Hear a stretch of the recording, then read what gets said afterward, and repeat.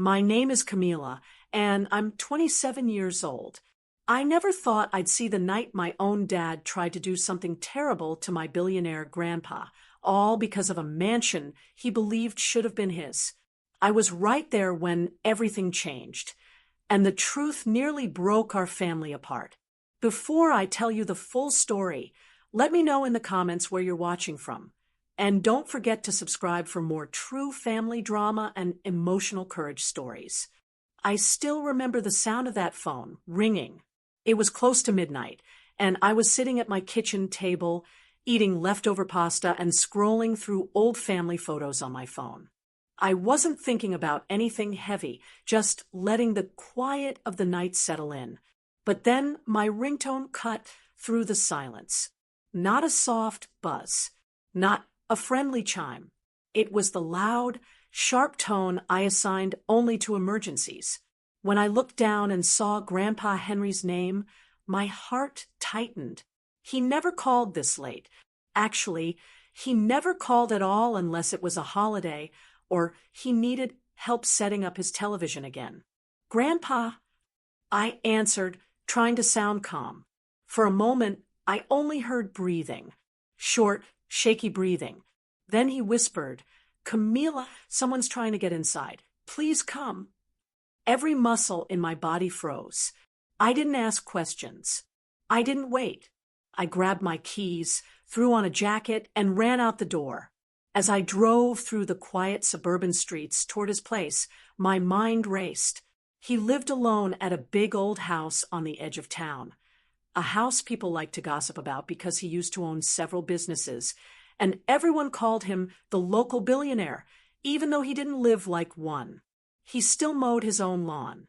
He still wore the same brown coat he bought from a yard sale a decade ago.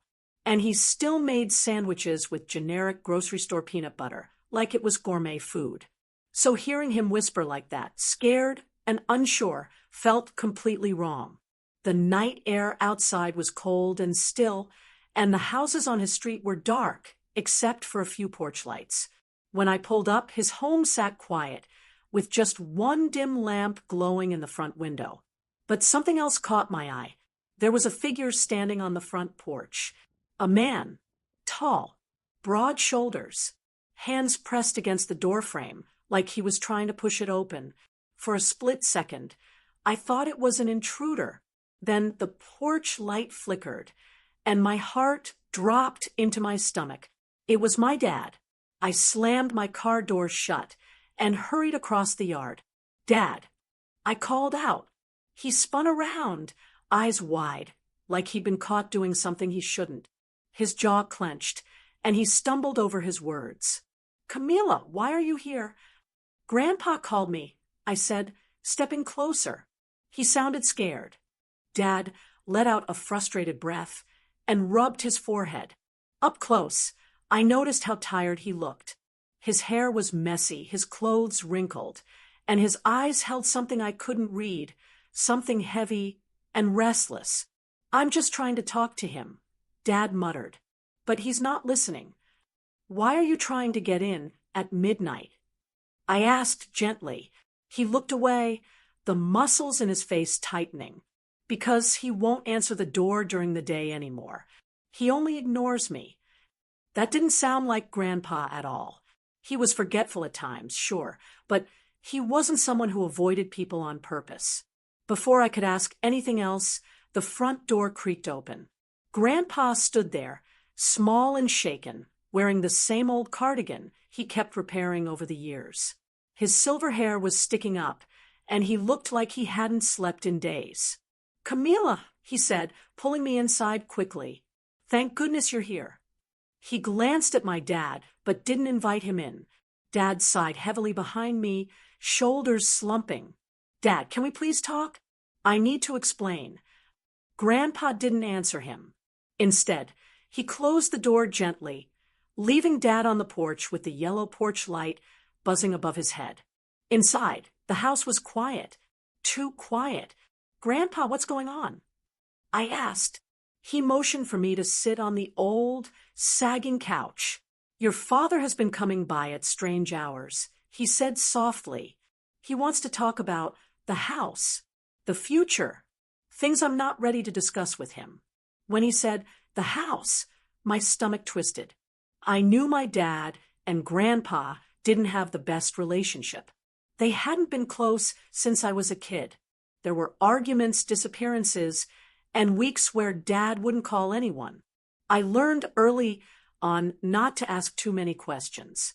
But this, showing up at midnight, pushing at the door, this was something else. Is he mad at you? I asked carefully. Grandpa sighed. He thinks I'm changing my will. He thinks he won't get anything. And are you? I asked, even though I felt guilty for asking. He folded his hands together. I haven't decided yet. His voice cracked a little, and I could tell this wasn't just about money or property. Something deeper was going on. Something old. Something that had been simmering between them for years.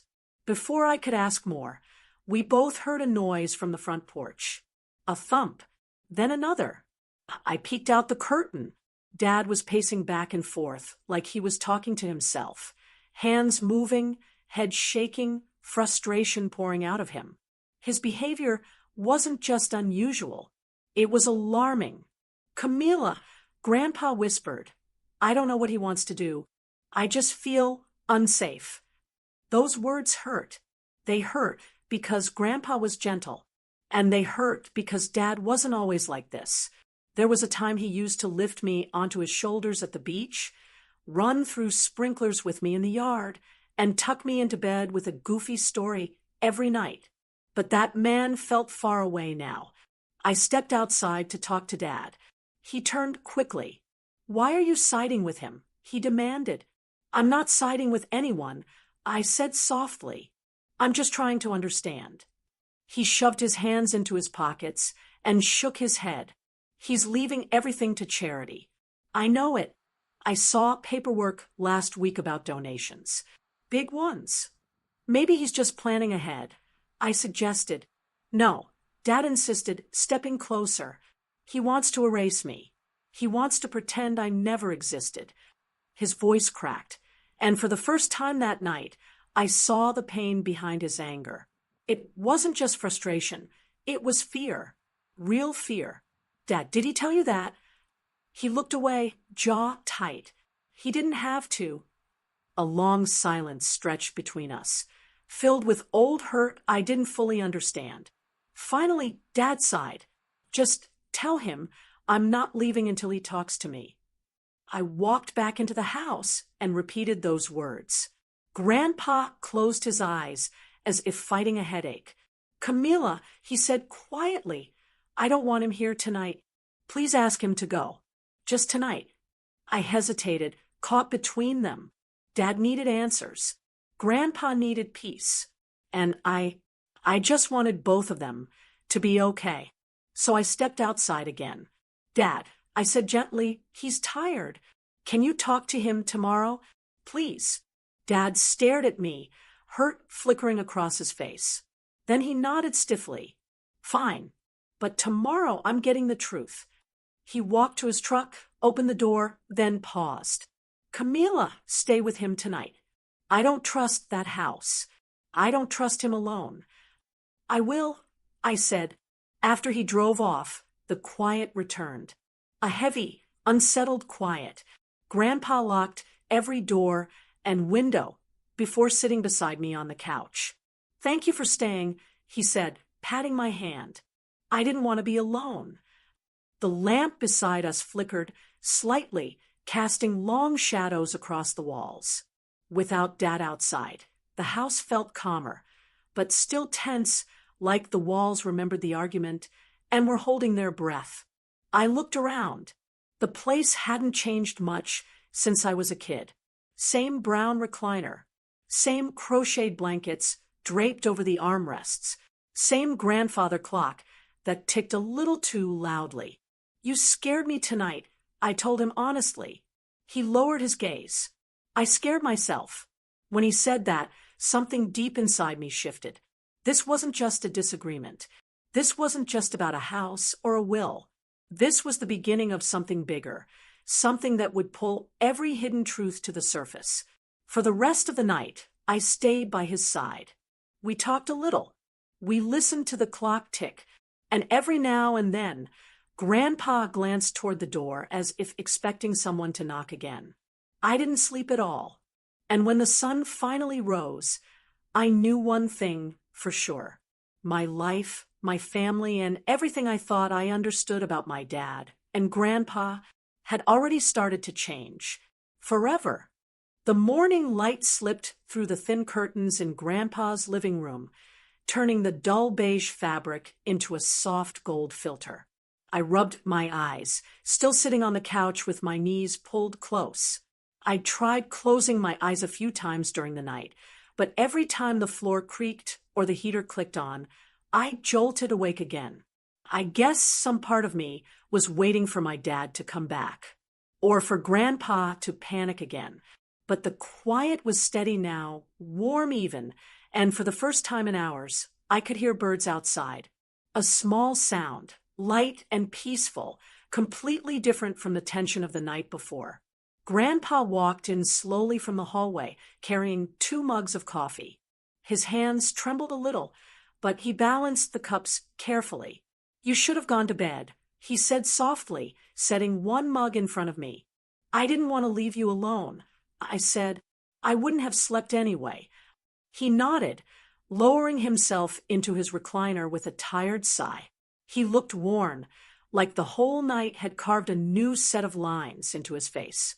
Maybe it had.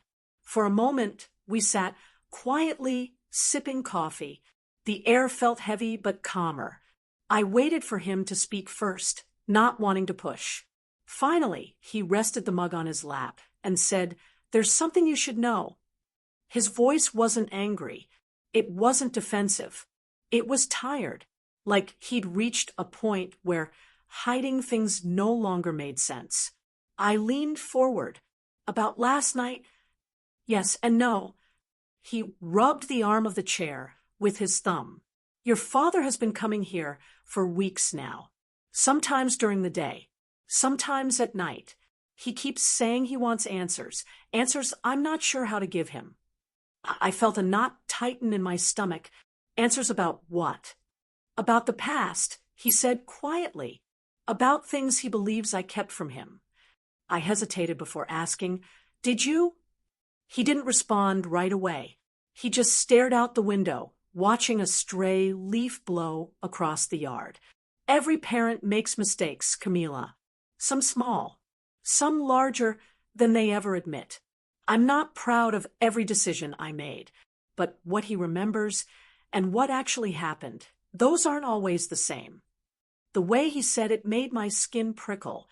Before I could ask more, a soft knock sounded at the front door. Grandpa stiffened. My breath caught. We both exchanged a look, but when I peeked through the curtain, I didn't see Dad. I saw a woman in a blue uniform shirt holding a clipboard. The badge on her pocket said, "Pine County Home Medical Services." I opened the door a crack. "Hi." She smiled. "Good morning. I'm here for Mr. Walker's wellness check." She glanced at her notes. He missed his last appointment, so they asked me to come by. I frowned and looked back at Grandpa. He sighed, waving me to let her in. "It's fine," he said.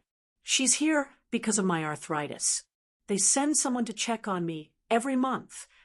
The woman, her name tag said Stacy, came inside and set her bag on the table. We don't usually do surprise visits, but when someone skips an appointment, we have to make sure everything is okay. She asked Grandpa to sit up straight so she could check his blood pressure. He complied, though his jaw was tight. He hated being fussed over. As she worked, she asked, "Any new symptoms? Dizziness? Vision changes? Trouble walking?" Grandpa shook his head. "Just old bones being old." Stacy smiled politely. "We all feel that way sometimes." While she checked his vitals, I noticed her eyes drift to the front door. "Did something happen last night?" she asked casually. "You look a bit shaken." Grandpa's eyes flicked toward me. "Just a long night. Nothing to worry about." To be safe, she said, maybe consider installing one of those camera doorbells. They help older folks feel a bit more secure. He nodded but didn't answer. After she finished the checkup, she packed her things and handed me a small pamphlet.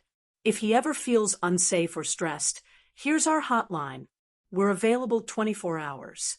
I thanked her and walked her out. She paused before getting into her car. He seems mentally sharp, she said, but stress can take a toll on older people. Encourage him to reach out if he needs anything. I nodded again, watching her drive away. When I went back inside, Grandpa had his head in his hands. Are you okay? I asked gently.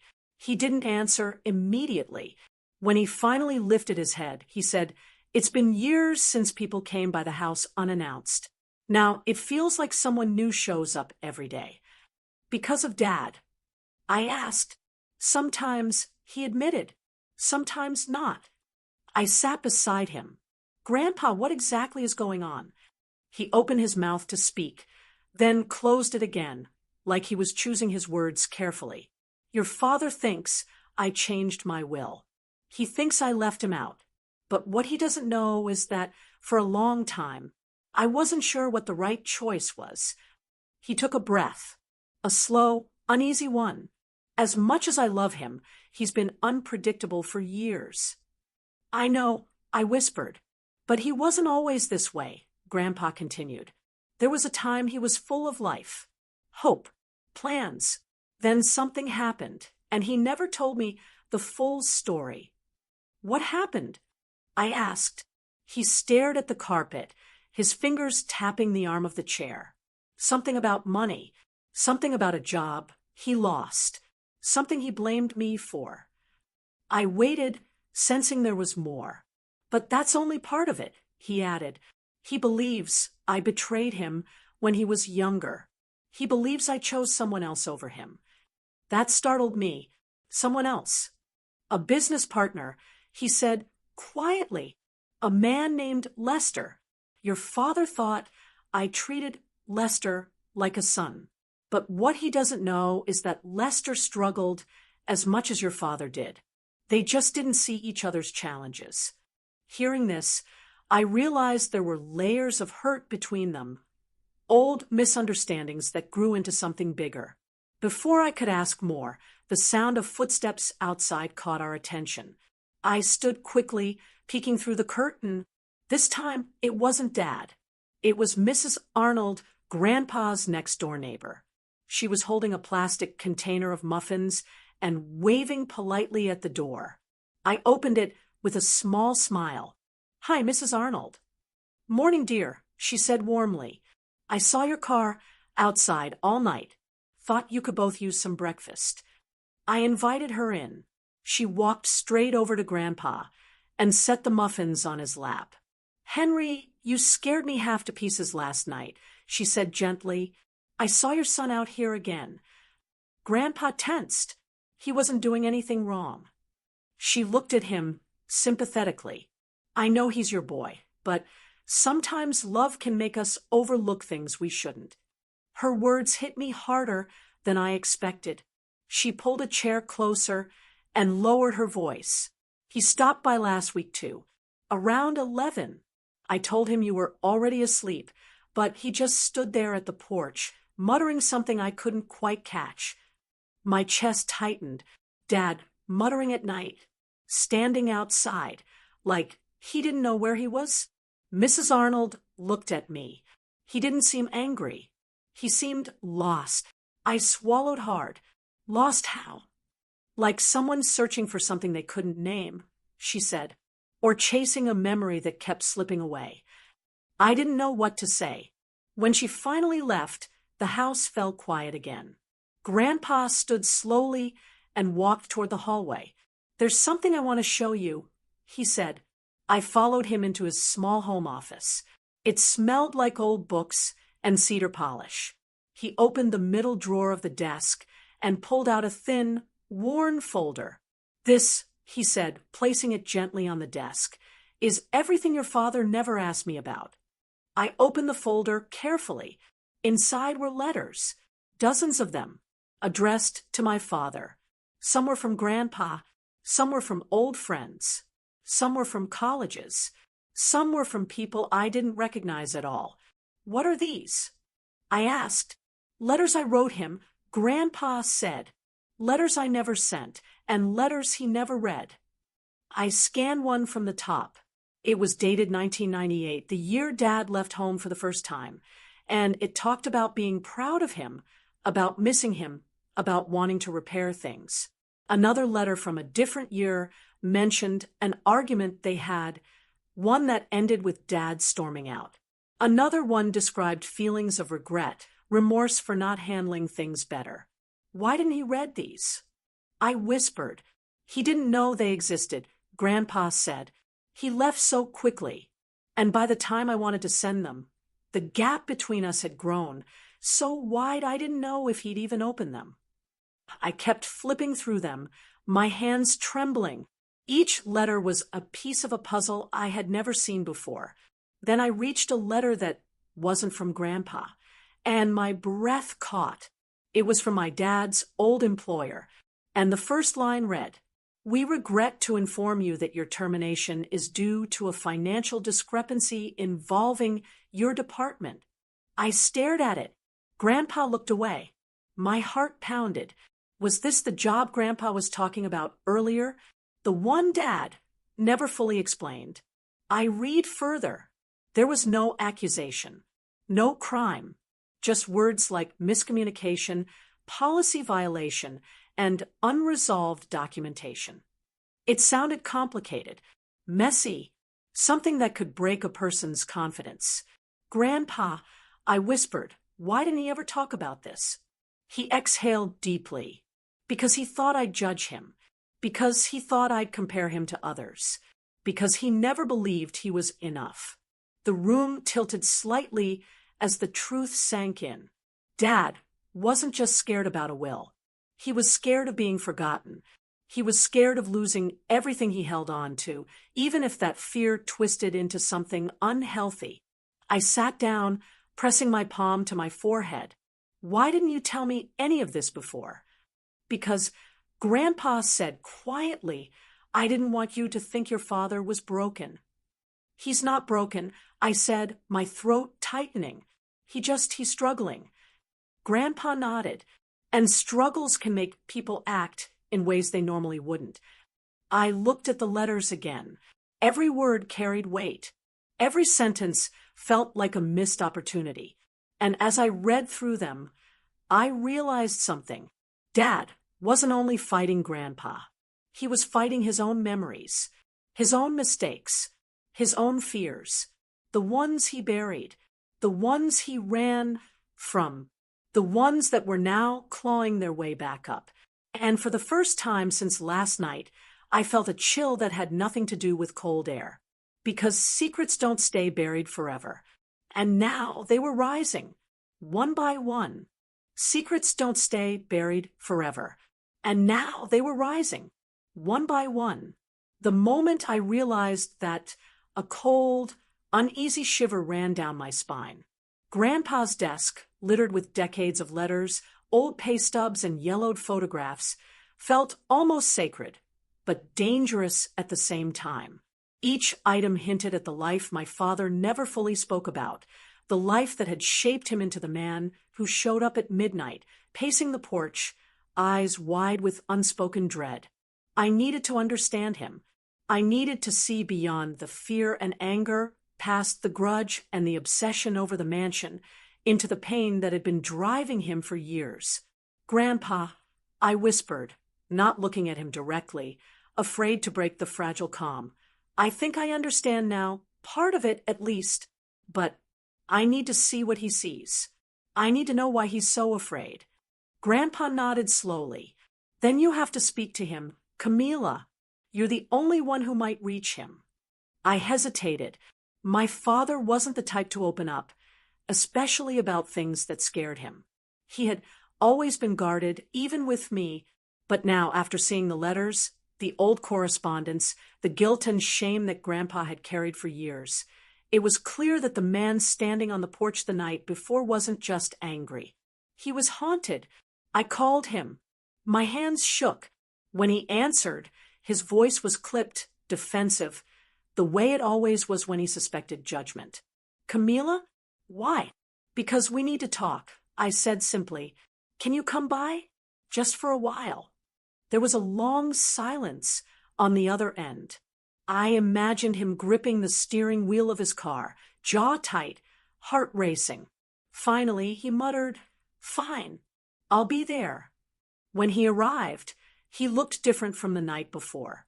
He wasn't pacing or muttering. His shoulders were slumped, his eyes dark rings of fatigue. The same fear lingered in him, though now it was more contained.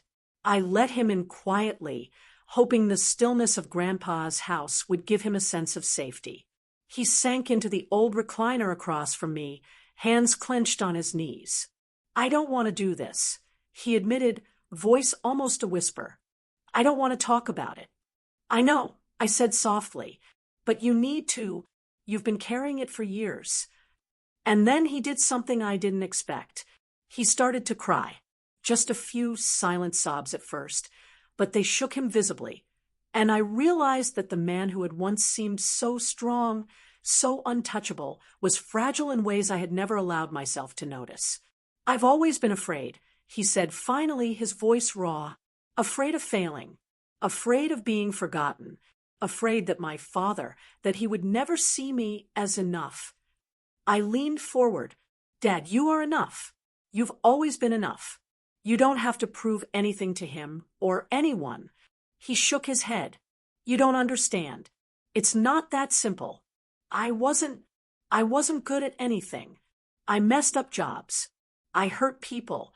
I left things unfinished. And now I feel like he's holding all of that over me." I reached for his hand. "No one can do that, Dad. You can't let it control you. But you need to tell me the whole story. All of it." And then, slowly, hesitantly, he did. He told me about the job he lost in his early 20s, the one that had spiraled into months of humiliation and financial strain. How a small accounting error, which could have been explained, instead became a permanent stain on his confidence. How he had begged Grandpa for guidance, for understanding, for help, and had felt ignored. He told me about Lester, the man Grandpa had favored professionally and personally, and how my father had watched him succeed while he stumbled, how jealousy and resentment had quietly grown inside him. "I never wanted to be like him," Dad said, voice cracking. "I never wanted to be the son who failed. But I was. And I think my dad never forgot it, never forgave me." I listened, my chest tightening. Every word he spoke connected dots I had only guessed at. The pacing the night before, the obsession over the will and the mansion. It wasn't greed. It was fear. Fear that everything he had done, every mistake he had made, would define him forever in the eyes of the man who was supposed to love him unconditionally. And then, he continued, the business went under. My marriage barely survived. I felt like I was drowning. Camila, I thought, maybe if I just got what I deserved, if I got the house, the inheritance, the respect, then maybe, just maybe, I could finally prove I wasn't a failure. Tears ran down his face. He looked at me, truly looked at me, for the first time in years. "Do you understand now?" I nodded, swallowing hard. "I do. I understand more than you think." We sat in silence for a long time. Outside, the wind rustled through the trees, and I realized how much time had passed while he poured out his heart. The house, the mansion, the will, it all seemed secondary now. What mattered was the fear that had built a wall between father and daughter, between father and father, between a man and the boy he had once been. "Camila," he said finally, voice trembling, "I don't know how to fix it. I don't know how to undo the past. But I don't want to lose you. And I don't want to lose him either." "You won't," I said firmly. "But you have to face the truth. The full truth, not just the fear." He looked down at his hands, then back at me, a flicker of determination in his eyes. I can try. That moment felt monumental. The night before, he had been a man on the edge, lost, desperate, consumed by fear and anger. And now he was human, vulnerable, yes, but willing to confront the roots of his terror. We spent hours together that morning, tracing the timeline of his life, the failures, the misunderstandings, the losses. He spoke about Mom, about their fights, about the times he had left her alone, and how guilt had festered inside him. He spoke about financial mistakes, about his pride, about how he had avoided talking to Grandpa for years because he thought he would never understand. Every revelation peeled back another layer of fear. And as he spoke, I began to see the man he had become, not just the angry, desperate man who had stood on Grandpa's porch, but the boy he had been, scared and alone, searching for approval and love. At one point, he paused and rubbed his eyes. I keep thinking, he said softly, that if I just do the right thing, if I just get the house, get the inheritance, then maybe he'll see me, maybe he'll finally accept me. Dad, I said gently, taking his hand, he already accepts you, but you've been carrying all of this alone, thinking you had to prove something. You don't. You never had to. He looked at me, a mixture of disbelief and hope.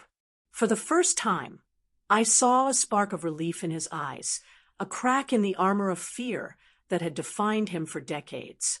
Then he told me about the day he had realized his fear had become dangerous. I was standing outside his house one night. He admitted, voice shaking slightly, thinking about what I might have to do to get his attention. And I knew I was ready to do something terrible, something I would never forgive myself for. I held my breath. What did you mean? He swallowed hard. I don't want to say it out loud, but I was afraid of being left with nothing, of being erased. And for a moment, that fear consumed me completely. I didn't move. I didn't speak. I just held his hand, letting him know that I was there, that I wasn't judging him, and that he didn't have to face this alone anymore. Camila, he whispered finally, tears streaming down his face.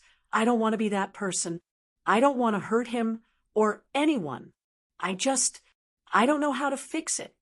You start by being honest, I said, by telling me the truth, by facing your fear instead of running from it. He nodded slowly. I think I can try. And in that moment, I realized something important. The truth behind my father's fear wasn't greed. It wasn't malice. It was pain. Deep, raw, unhealed pain. And for the first time, I understood that addressing that fear, talking about it, feeling it, confronting it, was the only way we could begin to heal as a family. Outside, the sun climbed higher, casting warm golden light across the living room. It felt symbolic somehow, like the first rays of hope breaking through decades of shadow. And though the road ahead was uncertain, I knew we had taken the first step. We spent the rest of the day piecing together memories, letters, and old photographs. We talked about mistakes and misunderstandings, things left unsaid and moments never shared. He told me about his regrets, but also about his love, for me, for Grandpa, for the life he wished he could have lived differently. By evening, we were both exhausted, but a strange calm had settled over us. Fear had been confronted. Truth had been spoken. And though the journey wasn't over, the darkness that had defined my father's actions was no longer untouchable. For the first time, I saw him not as a man consumed by anger and fear, but as a human being complex, flawed, and deeply vulnerable, yet capable of change and courage.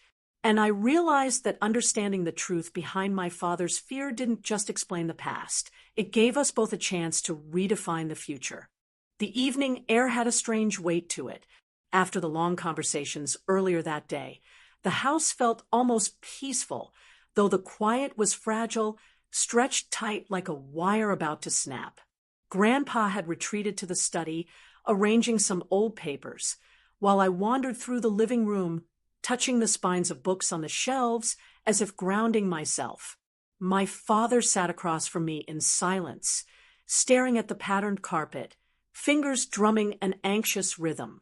The shadows from the lamps danced across his face, giving him a haunted look I hadn't seen before, except that one night months ago, when he had just returned from a business failure, defeated, quiet, yet furious with the world.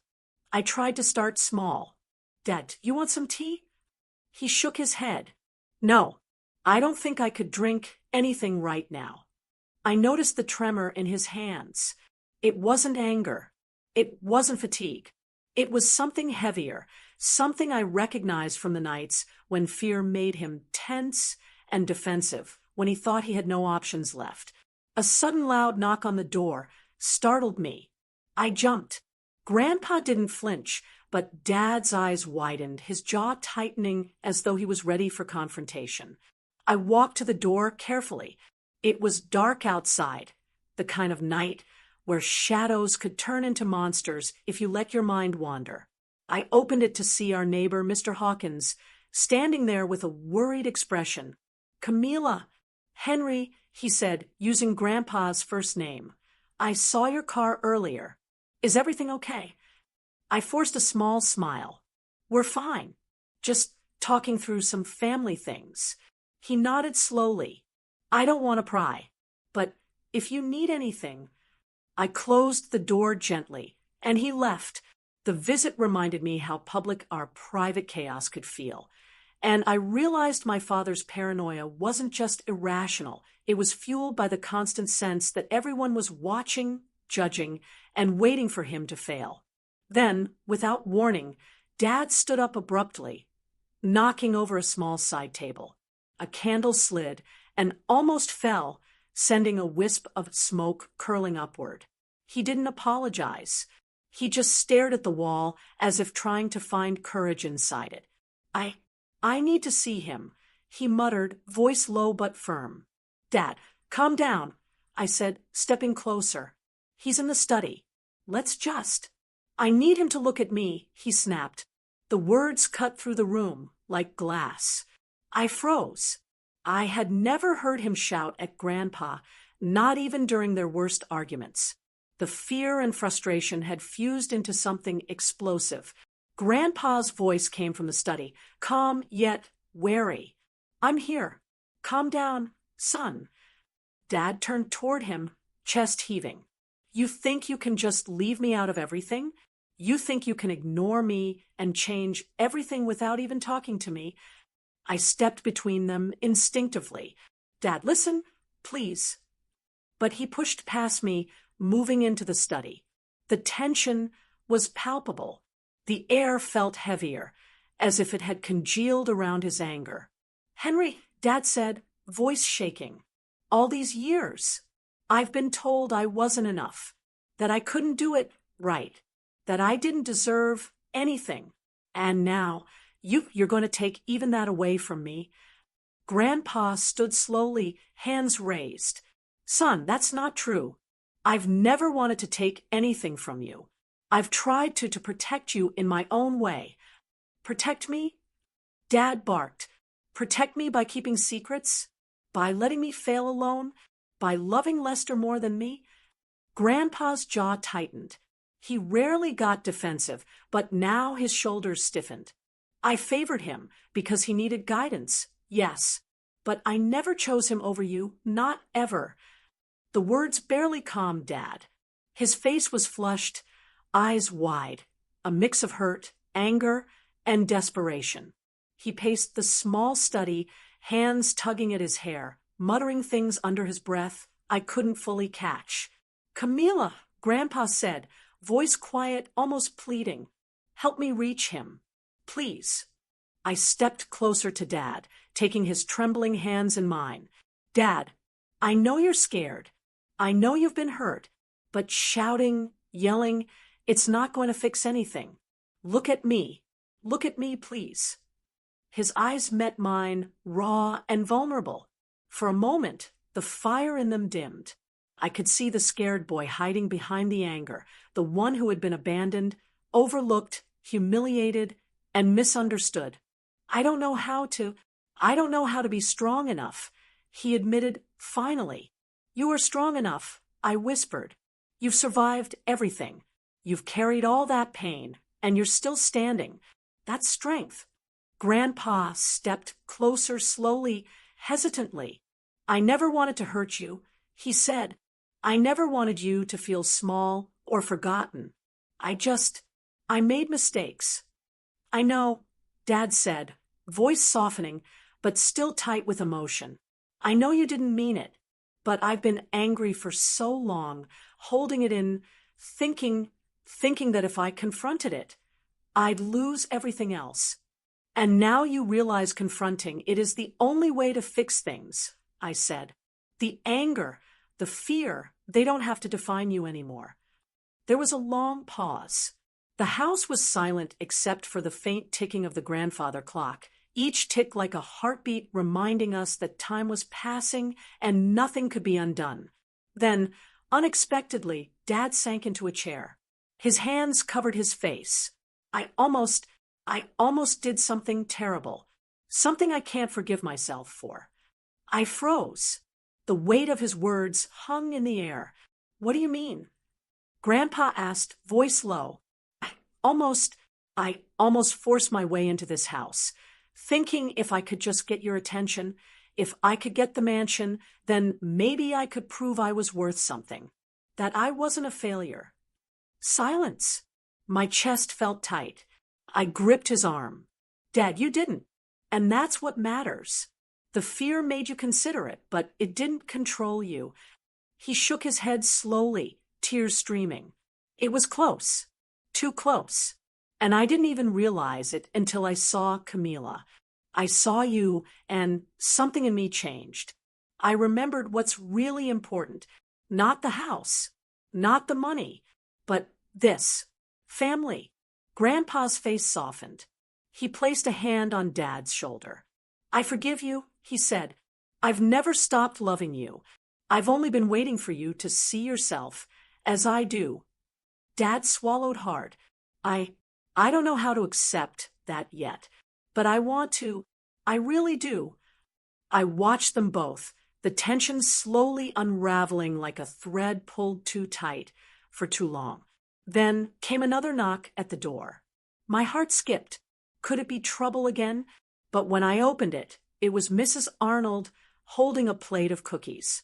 I thought you all might need a little comfort, she said warmly. The simple act broke the tension further. We laughed lightly at how small gestures could feel monumental in moments like these.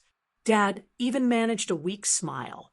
The rest of the evening unfolded quietly but powerfully. We talked through our past grievances, the unspoken resentments, and the misunderstandings that had shaped our family dynamics for decades. Dad admitted his fears without judgment. Grandpa shared his regrets without defensiveness. And I held space for both, listening, encouraging, and reminding them that love could survive truth. At one point, Dad even dug into the folder of letters Grandpa had shown me earlier, reading them aloud. He laughed softly at some, winced at others. And finally, I saw him begin to understand the person behind the mistakes, the scared boy who had grown into the man sitting before us. By the time the night ended, the house felt lighter. The walls, which had seemed to hold decades of tension, now seemed to breathe with us. We hadn't solved every problem. We hadn't erased the past. But we had opened a door, one that had been closed for too long, and stepped through it together. For the first time, Dad looked like he might finally be free from the fear that had driven him to the brink, and Grandpa finally seemed to understand the depth of his son's pain. I sat back, exhausted but relieved. The night had been a storm, but storms sometimes leave behind clear skies. And as I looked at both of them, father and grandfather, I realized that truth, no matter how terrifying, could heal when faced together. The night had broken open more than just conversations. It had broken open hearts, fears, and walls. And in that breakage, I saw the fragile beginnings of hope. The night had finally quieted. The storm of confrontation, fear, and raw confession had passed, leaving the house almost eerily calm. I sank back into the couch, feeling the weight of the evening press down on me, not in a suffocating way, but in a heavy, grounding sense, like the gravity of every word spoken and every secret revealed had finally settled into something tangible. My father sat beside me, shoulders slumped, eyes reflecting both exhaustion and a faint glimmer of relief.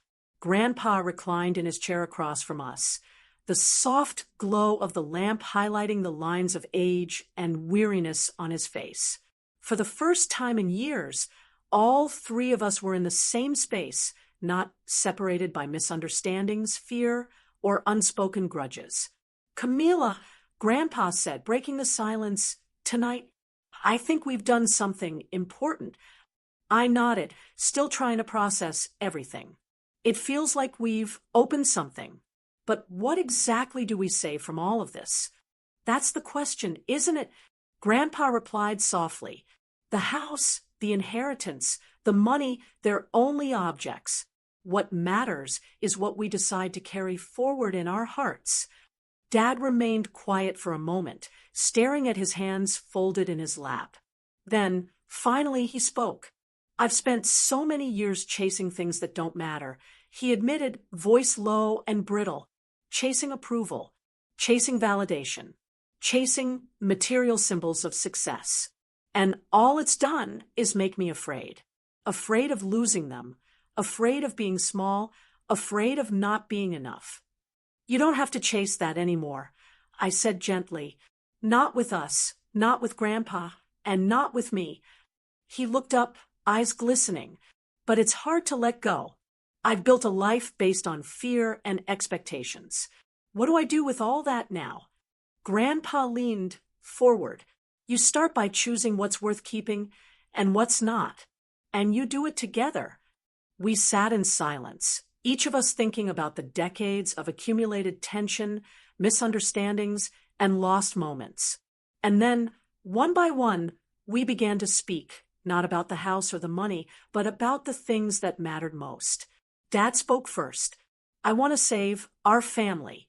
I want to save the connection I've let slip away over the years. I want my daughter and my father to know I love them, even if I've made mistakes." Grandpa nodded, eyes misty. "And I want to save trust. Trust that we can be honest with each other. Trust that mistakes aren't permanent judgments. Trust that we can face the future without hiding behind anger or fear." I swallowed hard, and I want to save hope. Hope that things can get better, that love doesn't have to be conditional, and that we can rebuild what's broken. We all paused, the weight of those words settling over the room. For the first time, the house felt like more than walls and furniture. It felt like a place where we could heal, where memories, good and bad, could coexist without shame or resentment. As we continued talking, Dad brought up the letters again. "I want to save these," he said, carefully picking up the worn folder from the desk. "Not just as evidence of mistakes or misunderstandings, but as reminders of where we've been and how far we've come." Grandpa smiled faintly, "And they'll remind us that even when things feel impossible, love is still present. Even when fear dominates, connection remains." I nodded. "And we should save the moments like this too," I said softly. "The nights we face the hard truths, the nights we finally talk, the nights we choose each other over fear." Dad reached out and took my hand, squeezing it gently. "I've wasted too many nights running from my fears. Tonight, I think I finally understand what matters." As the night wore on, small acts began to seal our new understanding. Grandpa found a box of old photographs in the closet, faded but precious. We spread them across the table, laughing at some, wincing at others, and remembering moments long forgotten. The photos weren't perfect. They were messy, awkward, human, but they were ours. "I want to save these too," Dad said, pointing to a picture of him as a boy, grinning awkwardly with a bicycle too big for him. "I want to remember that fear and mistakes don't erase who we are. They just shape us." Grandpa nodded. and they remind us that we can be forgiven, that we can forgive ourselves. I smiled, feeling a warm sense of clarity.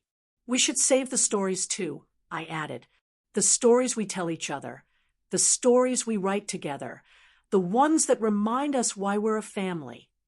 Dad laughed softly, even the embarrassing ones. Especially the embarrassing ones, I said, because they show we're real, that we've lived and we've tried and we've learned. The hours passed, but the sense of heaviness had lifted. The night was no longer about fear, resentment, or secrets. It was about selection, deciding what we wanted to carry forward into our lives. We weren't perfect, and we hadn't solved everything, but we had chosen what mattered most: love, trust, hope, family, and the courage to face our fears together. Grandpa leaned back in his chair, sighing deeply. I think this is the first night in decades where I truly feel free. Free of the grudges, free of the silence, free of the distance that fear created between us. Dad looked at him, eyes soft with emotion. I feel the same, and I feel closer to you than I have in years. I reached out, placing a hand over both of theirs. And I feel the same too. We've all made mistakes, but tonight we chose to save each other. That's what matters. Later, when the house had finally quieted, I sat alone in the living room, the soft glow of the lamp illuminating the folder of letters. I realized something profound. What we chose to save wasn't tangible. It wasn't the house, the money, or even the photographs. It was the essence of our family, the moments, the love, the courage to face fear and forgive. I thought about the long nights my father had spent pacing, consumed by worry and regret, about Grandpa's silent endurance, carrying burdens meant to shield rather than punish, about myself, caught in the middle, trying to understand both worlds. Tonight, we had each made a decision to prioritize what truly mattered over everything else. Even the smallest details took on new meaning. The old clock on the wall, ticking steadily, became a reminder that time is both relentless and forgiving. The worn rug under our feet, frayed at the edges, symbolized resilience and continuity. The flickering candlelight, casting shadows on the walls, represented the imperfect beauty of our human struggles. I stood and walked to the window, looking out at the quiet street. The night was clear, stars scattered across the sky. I thought about the paths each of us had taken, sometimes running, sometimes hiding, sometimes failing, and realized that despite all the fear and anger, we had arrived here, together. Dad came up behind me, resting a hand on my shoulder. "Camila, thank you," he said quietly, "for being here, for listening, for not giving up on me. On us." I smiled, pressing my hand over his. We all needed this night. You, Grandpa, me, we needed to see what we wanted to save before it was too late. Grandpa joined us at the window, placing a hand on each of our shoulders. And we've done it. Not perfectly, not without pain, but we've chosen. And that choice matters more than anything else. We stood there for a long time, 3 generations bound, not by wealth or possessions, but by the shared understanding that what we save is never what we can hold in our hands. It's what we carry in our hearts. When I finally returned to the living room, I placed the folder of letters back in the desk, carefully. The letters, the photographs, the memories, they were symbols, not treasures. What truly mattered was the renewed connection, the courage to face the past, and the commitment to nurture our family. Later, as I lay in my room, I reflected on the night. The fear my father had carried, the weight Grandpa had endured, and the responsibility I had felt, none of it vanished. But it had been transformed. We had faced the shadows together, confronted the truths, and chosen what to save. And that choice, love over fear, family over resentment, hope over despair, was a decision that would guide us in the years to come. By dawn, the house felt alive with possibility. The silence was no longer tense. It was contemplative, reflective, and full of promise. I knew that no matter what challenges arose, we had chosen wisely. We had chosen to save the family. As the first light of morning crept through the curtains, casting soft gold across the living room, I sat quietly, reflecting on the night that had changed everything. It wasn't the house, the money, or the inheritance that had defined the hours we had spent together. It was the choices we made, the courage we summoned, and the love we finally allowed ourselves to feel openly. For years, I had seen my father as a man consumed by ambition, bitterness, and fear, chasing shadows he could never outrun. And yet, when the walls of pretense fell away, I saw the boy he had once been, trembling and uncertain, desperate for validation, desperate for connection, desperate for the kind of love that isn't measured in dollars or possessions, but in attention, patience, and understanding. I realized that fear had been a prison, both for him and for Grandpa, binding them in silence, resentment, and unspoken regret. And I understood that my role, my responsibility as a daughter, wasn't to solve their past mistakes, nor to protect them from themselves, but to bear witness to their truths, to create a space where honesty could thrive without judgment. Grandpa sat in his chair across from me, his hands folded calmly, the lines of age softened by relief and an almost imperceptible smile. I could see the weight of decades lift from his shoulders, replaced by the quiet satisfaction of having survived the storms of human imperfection, of having chosen compassion over pride, patience over stubbornness.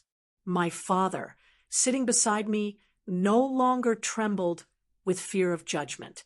His eyes were open, vulnerable yet steady, a reflection of someone finally beginning to reconcile with the man he had been and the man he hoped to become. In that moment, I realized what we had all truly chosen to save, not the wealth, not the reputation, not the tangible symbols of a life we had thought defined us, but our family, our shared history, and the fragile, extraordinary love that had always existed beneath the surface, waiting for courage to bring it into the light. I thought about the long nights of silence, the misunderstandings, the bitterness, the moments when I had felt caught between two worlds, my father's fear and my grandfather's stoicism. All of it had led to this point, a night where tears were shed, confessions were spoken, and old wounds began to heal. And in that quiet morning glow, I understood that the true inheritance wasn't the mansion, the money, or the letters. It was the ability to forgive, to embrace vulnerability, and to choose each other every single day over fear and resentment. I realized that the past, with all its mistakes and regrets, had taught us something invaluable, that love is an active choice, not a passive feeling, and that courage isn't the absence of fear, but the decision to face it together. As I watched my father and grandfather exchange a small, almost imperceptible nod of understanding, I felt a surge of hope unlike anything I had known before. I understood now that families are fragile, yes, but also resilient in ways we can never predict. And that night, we hadn't just confronted our shadows. We had lit a candle that would guide us forward, illuminating the path toward honesty, forgiveness, and unshakable connection. I smiled softly, feeling the warmth of love, hope, and redemption settle around us, knowing that no matter what challenges awaited, we had chosen wisely, we had chosen to save what truly mattered. And in doing so, we had finally become whole.